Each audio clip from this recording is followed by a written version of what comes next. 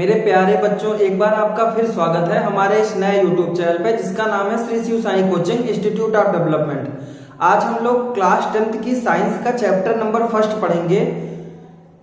तो आइए अब शुरुआत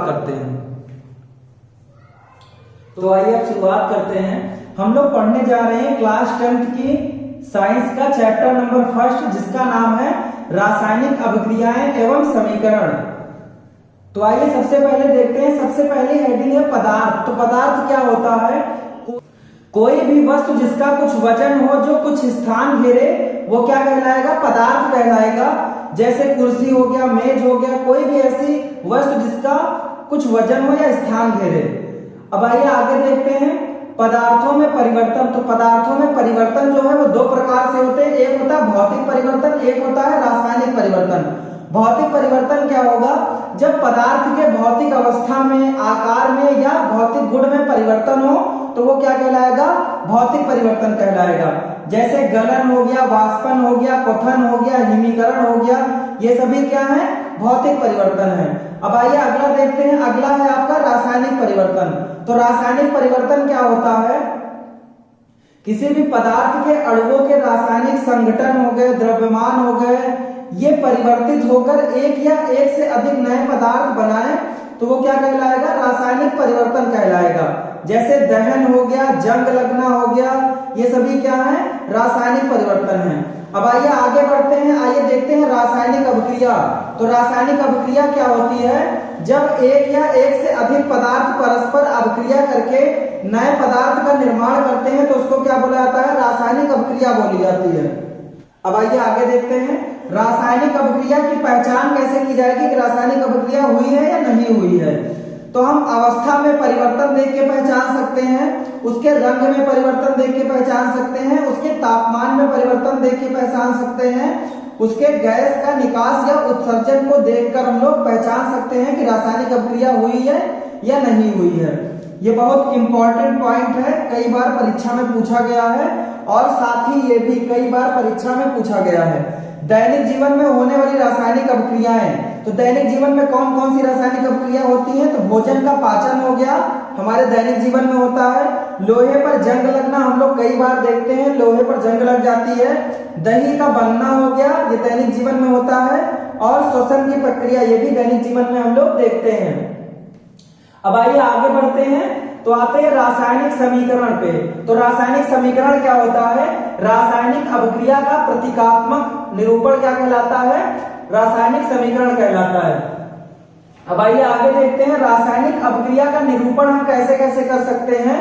तो हम दो तरीके से कर सकते हैं, या फिर शब्दों के रूप में या फिर तो प्रतीकों के रूप में। तो आइए अब आगे देखते हैं। अगर हम अभिकारक की बात करें तो अभिकारक क्या होता है? जो अभिक्रिया में भाग ले रहे हों, जो तत्व अभिक्रिया में भाग लेंगे वो क्या कहलाएंगे?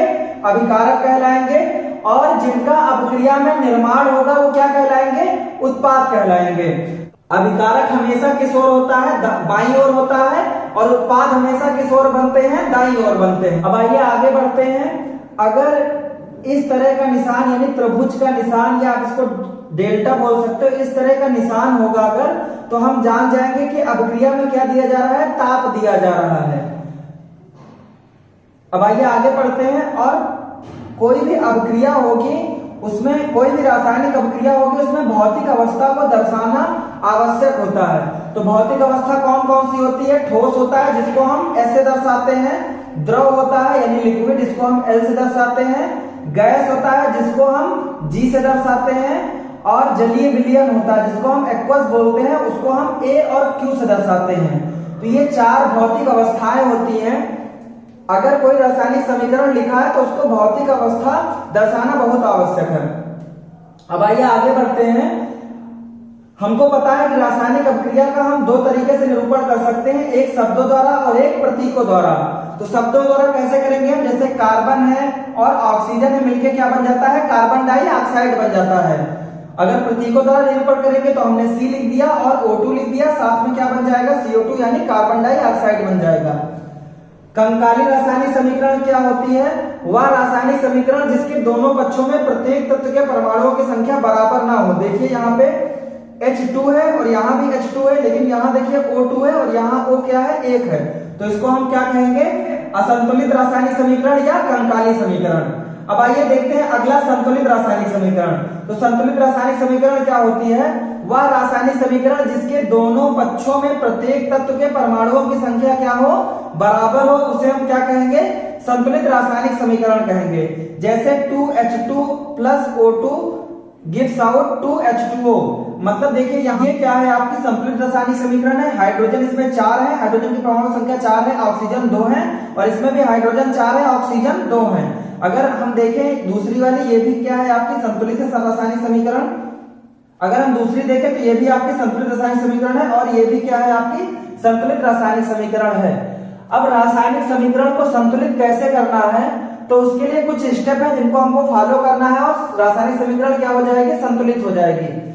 जैसे ये देखिए, ये आपकी क्या है, कंकाली समीकरण है, इसको हम लोग संतुलित करेंगे। पहले आपको क्या करना है, सर्वप्रथम असंतुलित रासायनिक समीकरण को लिखकर सूत्र के चारों ओर कोष्ठक बना लेना है। तो सबसे पहले हम क्या करेंगे, सूत्र के चारों ओर कोष्ठक बना लेंगे।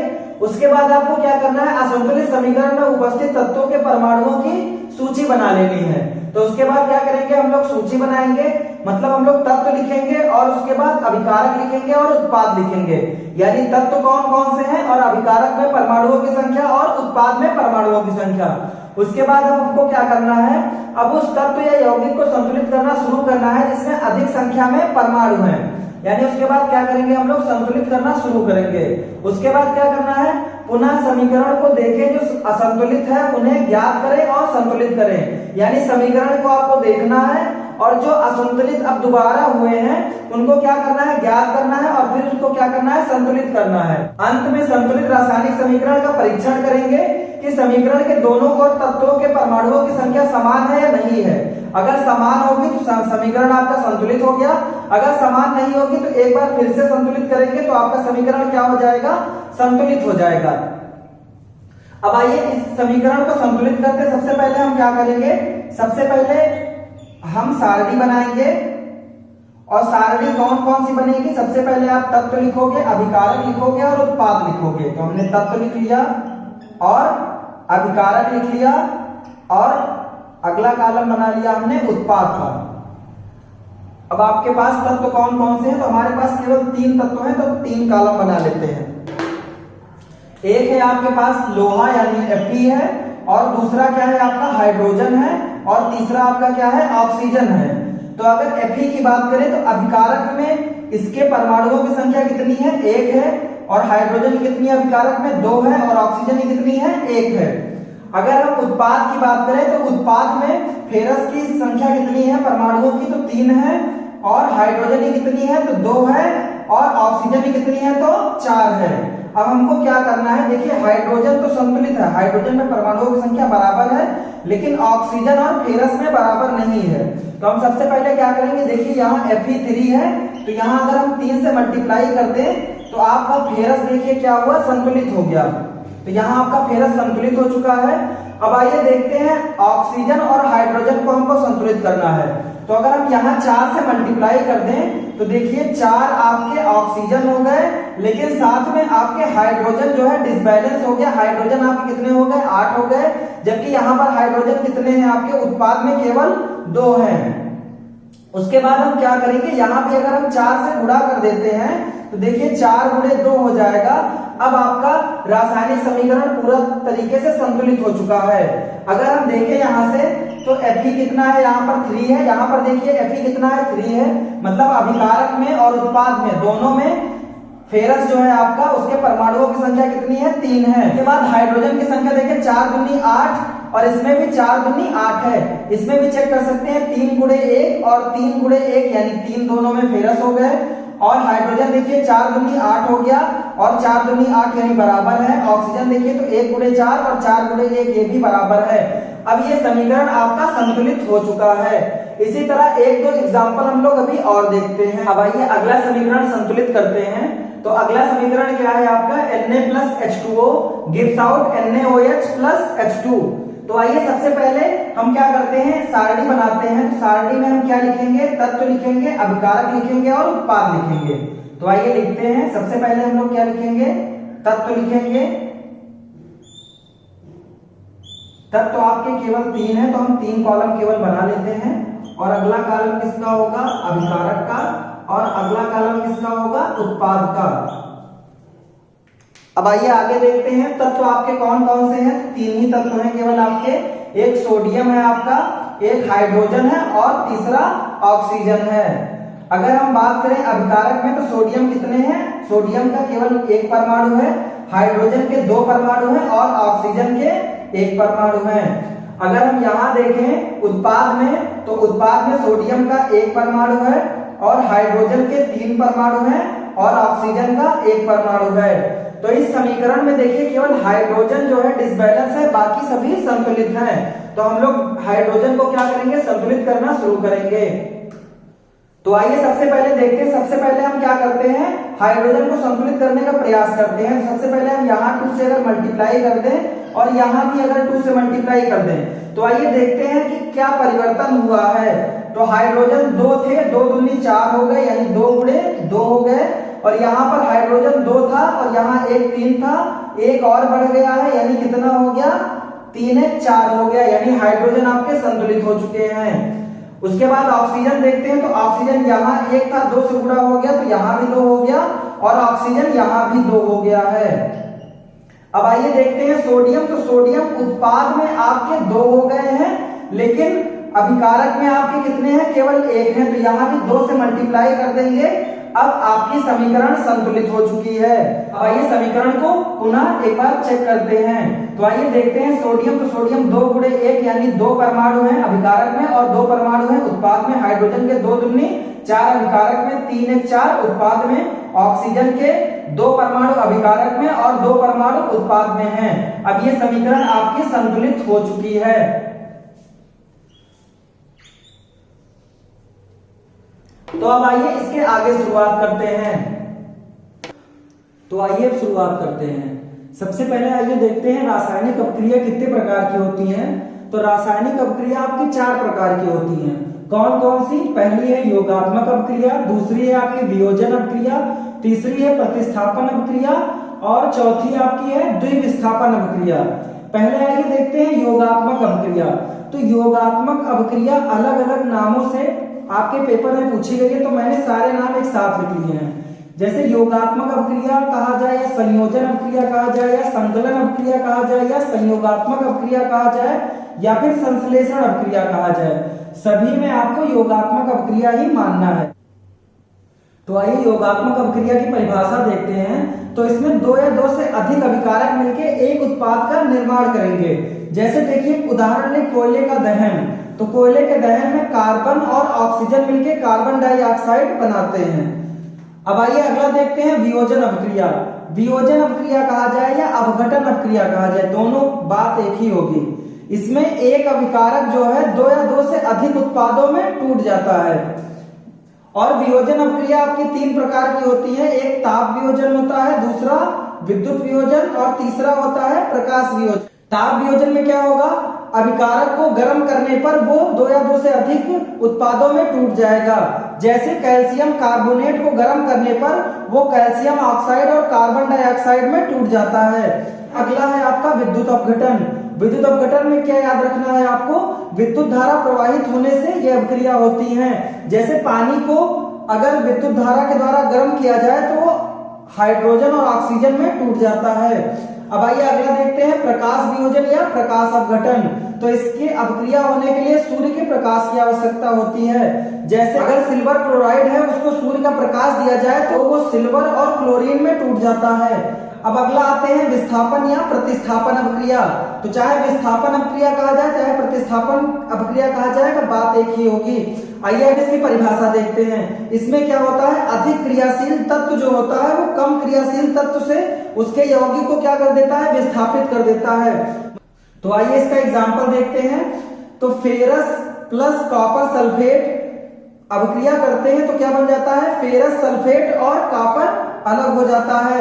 यानी देखिए इसमें क्या हुआ है? फेरस आपका क्या है, अधिक अपक्रियाशील है, तो वो क्या करता है, कॉपर से सल्फेट को अलग कर देता है और फेरस सल्फेट बन जाता है और कॉपर अलग हो जाता है। अब आइए अगला देखते हैं द्विविस्थापन अपक्रिया। तो द्विविस्थापन अपक्रिया में आपको क्या याद रखना है, इसमें यौगिकों के आयनों का क्या होता है, आदान प्रदान होता है। मतलब एक प्रकार से समझिए अदला बदली हो जाती है। जैसे सोडियम सल्फेट है और बेरियम क्लोराइड है, तो सोडियम के साथ सल्फेट है और बेरियम के साथ क्या है, क्लोराइड। तो क्लोराइड क्या होगा, ये आपका क्या है, धनायन है, ये ऋणायन है, इसी तरह ये धनायन है और ये ऋणायन है।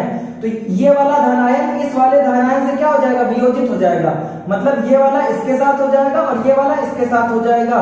तो देखिए क्या बन जाएगा, यानी बेरियम सल्फेट बन जाएगा, यानी BaSO4 बन जाएगा और साथ ही सोडियम क्लोराइड बन जाएगा।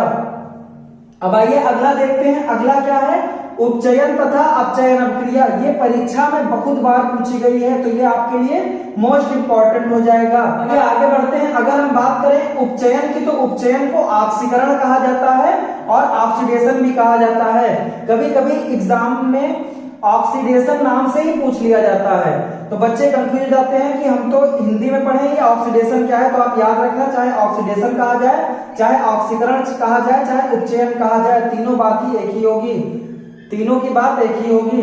अब आइए आगे देखते हैं, अगर हम उपचयन की परिभाषा की बात करें तो ऑक्सीजन की वृद्धि हो अपक्रिया में या फिर हाइड्रोजन की क्या हो, कमी हो, तो आपको याद रखना है वो क्या होगी, उपचयन अपक्रिया होगी। तो आइए इसका एग्जांपल देखते हैं, क्या है, 4Na+O2 है, गिव्स आउट क्या बन गया है, 2Na2O बन गया है। मतलब सोडियम और ऑक्सीजन मिलके सोडियम ऑक्साइड बन गया है। तो देखिए यहाँ पर क्या हो रहा है, ऑक्सीजन की वृद्धि हो रही है। देखिए ऑक्सीजन क्या हो रहा है, जुड़ रहा है, तो ये क्या हो जाएगी, आपकी उपचयन अपक्रिया हो जाएगी।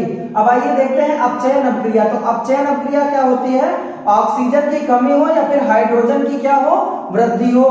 तो देखिए देखते हैं, तो क्या है, 2KClO3 है, ये टूटता है किसमें, ये टूटता है 2KCl और 3O2 में। यानी देखिए क्या हो रहा है, ऑक्सीजन की क्या हो रही है, कमी हो जा रही है, ऑक्सीजन टूट जा रहा है, तो ये क्या हुई, अपचयन अपक्रिया हुई। अब आइए अगला देखते हैं, अगला क्या है, रेडॉक्स अपक्रिया। तो रेडॉक्स अपक्रिया को ही उपचयन और अपचयन अपक्रिया कहा जाता है। इसमें आपको क्या याद रखना है, एक अभिकारक उपचयित हो और दूसरा अपकारक उपचयित हो। मतलब एक अभिकारक क्या होगा आपका, अपचयित होगा और दूसरा अभिकारक क्या होगा, उपचयित होगा। तो आपको याद रखना है रेडॉक्स अपक्रिया होगी या फिर उपचयन अपचयन अपक्रिया होगी। ऐसे भी आप याद कर सकते हो, एक उपचयन होगा और दूसरा क्या होगा, अपचयन होगा। जैसे देखें, जिंक ऑक्साइड है प्लस कार्बन ले ले अगर, तो क्या बन जाता है, जिंक प्लस कार्बन मोनोऑक्साइड बन जाता है। यानी देखिए यहां पर क्या हो रहा है, यहां पर उपचयन हो रहा है और यहां पर देखिए क्या हो रहा है, अपचयन हो रहा है। तो एक ही समीकरण में अगर उपचयन और अपचयन आपको दोनों दिख जाए तो वो क्या होगी, रेडॉक्स अपक्रिया होगी। अब आइए आगे बढ़ते हैं, ऑक्सीकरण अपक्रिया के दैनिक जीवन में प्रभाव क्या क्या पड़ते हैं। तो इससे धातुएं क्या होती, धातुएं धीरे धीरे नष्ट हो जाती हैं। अगर धातुएं नष्ट होंगी तो क्या कहलाएगा, संक्षारण कहलाएगा। अगर खाद्य सामग्री नष्ट होगी तो उसे क्या हम विकृत गंधिता बोलेंगे।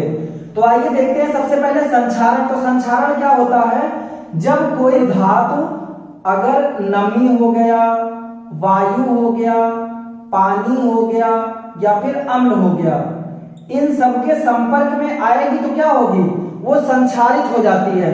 मतलब धीरे धीरे क्या होने लगती है, नष्ट होने लगती है।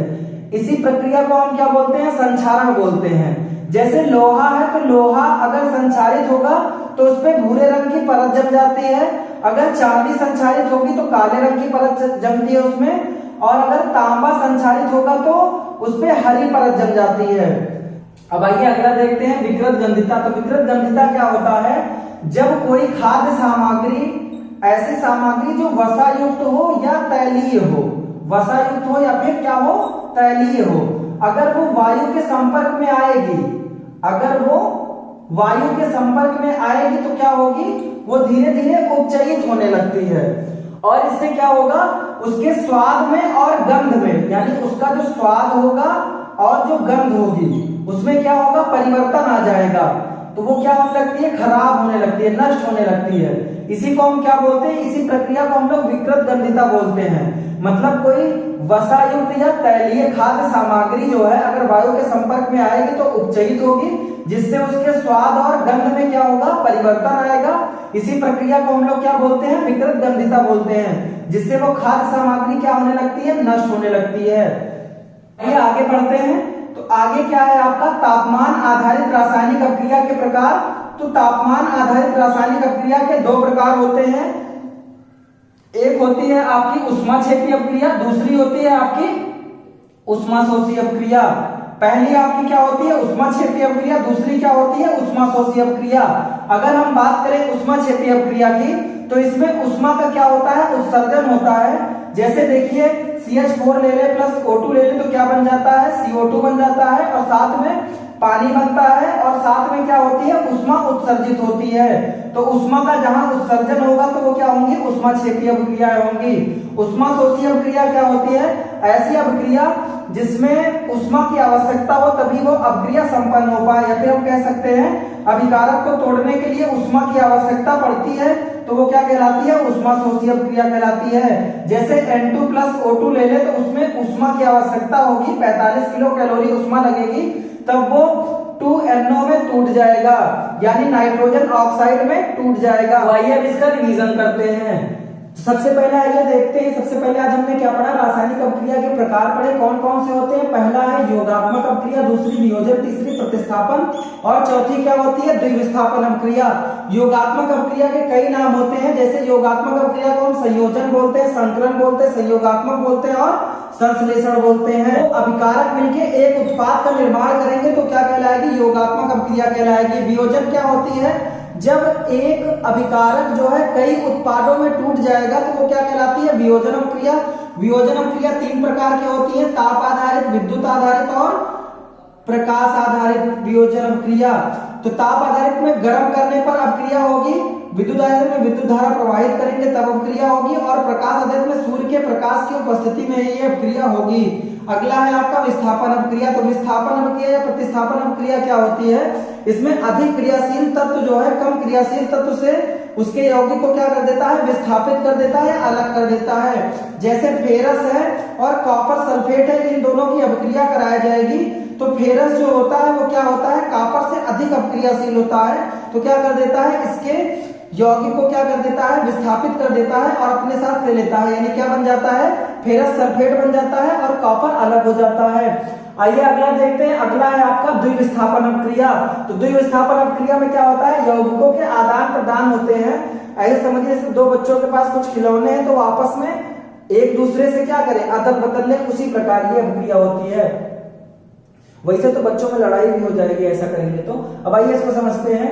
अगर देखें हम लोग, सोडियम सल्फेट है और क्या है, बेरियम क्लोराइड है, तो क्या बन जाता है, बेरियम सल्फेट बन जाता है और सोडियम क्लोराइड बन जाता है। अगर देखें हम तो इसमें क्या है, Na2 प्लस है और SO4 क्या है, माइनस है, इसमें Ba प्लस है और Cl माइनस है, तो ये प्लस वाला यानी Ba प्लस है, ये इसके माइनस वाले से जुड़ जाएगा, यानी बेरियम सल्फेट बन गया। इसी तरह सोडियम आपका प्लस का था और इधर क्लोरीन प्लस माइनस का था, सोडियम आपका प्लस का था और क्लोरीन माइनस का था, सोडियम क्लोराइड बन जाएगा, यानी Na प्लस और Cl माइनस हो जाएगा। मतलब देखिए ये वाला इसके साथ जुड़ गया और ये वाला इसके साथ जुड़ गया। अब आइए आगे देखते हैं अगली उपचयन तथा अपचयन अभिक्रिया। ये बार बार परीक्षा में पूछी गई है तो आपके लिए इंपॉर्टेंट है। इसमें क्या होता है, ऑक्सीजन की या तो वृद्धि होगी या तो हाइड्रोजन की कमी होगी। जैसे देखिए इसमें क्या हो रहा है, ऑक्सीजन की वृद्धि हो रही है। आगे समझते हैं उपचयन अभिक्रिया। उपचयन अभिक्रिया को ही ऑक्सीकरण अभिक्रिया या ऑक्सीडेशन अभिक्रिया कहा जाता है। अगला है आपका अपचयन अभिक्रिया। अपचयन अभिक्रिया में आपको याद रखना है ऑक्सीजन की कमी होगी या फिर हाइड्रोजन की वृद्धि होगी। जैसे देखिए यहाँ पर क्या हो रहा है, ऑक्सीजन की क्या हो रही है, कमी हो रही है। अगला क्या है, रेडॉक्स अभिक्रिया। रेडॉक्स अभिक्रिया क्या होती है, जिसमें उपचयन अपचयन दोनों अभिक्रियाएं हो। मतलब एक अभिकारक क्या होगा, अपचयित होगा, दूसरा उच्चयित होगा। अगर दैनिक जीवन में ऑक्सीकरण अभिक्रिया के प्रभाव देखें, क्रिया के प्रभाव क्या पड़ते हैं, इससे जो है धातुएं धीरे धीरे नष्ट हो जाती हैं, या फिर खाद्य सामग्री भी क्या होती है, नष्ट होती है। जब धातुएं नष्ट होंगी तो उसको क्या बोलेंगे, संक्षारण बोलेंगे। जब खाद्य सामग्री नष्ट होगी उसे विकृत गंधिता बोलेंगे। संक्षारण की अगर हम बात करें तो लोहा जो होता है, अगर उस वाई अगर वो वायु, नमी या पानी या अम्ल के संपर्क में आता है तो क्या हो जाता है, भूरे रंग का हो जाता है। चांदी काले रंग की परत जम जाती है और तांबे पर हरे रंग की परत जम जाती है। विकृत गंधिता की बात करें तो वसा युक्त या तैलीय खाद्य सामग्री वायु के संपर्क में आएगी तो उसके स्वाद और गंध में क्या होगा, परिवर्तन आ जाएगा। इसी को हम क्या बोलते हैं, इस प्रक्रिया को विकृत गंधिता बोलते हैं। इससे खाद्य सामग्री भी क्या होने लगती है, नष्ट होने लगती है। अगर हम तापमान आधारित अपक्रिया के प्रकार देखें तो वो दो प्रकार की होती है, एक उष्माक्षेपी, दूसरी उष्माशोषी। उष्माक्षेपी अपक्रिया वह होती है जिसमें उष्मा का उत्सर्जन होता है, और उष्माशोषी अपक्रिया कौन सी होती है, जिसमें अभिकारक को तोड़ने के लिए उष्मा की आवश्यकता होगी। तो उम्मीद करता हूं ये क्लास आपको समझ में आई होगी।